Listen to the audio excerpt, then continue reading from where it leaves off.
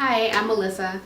So I'm going to be doing the third question on the list, and it is, can you imagine allowing a community member to conceive and perform a collaborative program? What do you imagine this would be like? What challenges might arise? Okay, so this is probably really easy for me to say because I don't work in a library or a museum, and I never have. But I can definitely envision myself collaborating with someone from the community. There's definitely always a risk. So touching on last week's readings, especially the Salzburg handout, I guess it's called. Wow, blanked out. There's always a possibility of someone from outside the organization kind of coming in and doing things that are not within the vision and the goals. But that's kind of why it's important to vet someone before you get to that point.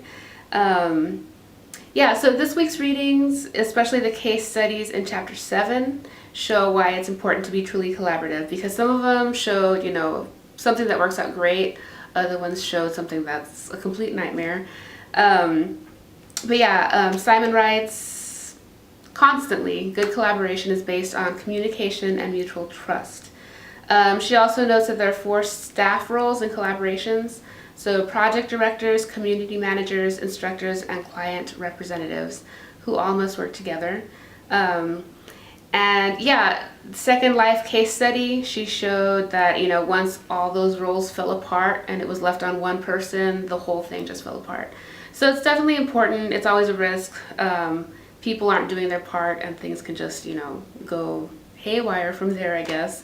But it's also important, as she says, when you're talking about bringing in people from marginalized communities, so people of color, people who don't get their voice heard as often, it would be a really great thing to collaborate with, those different groups, because then you get another perspective in your library or your museum, and really cool things can come of that.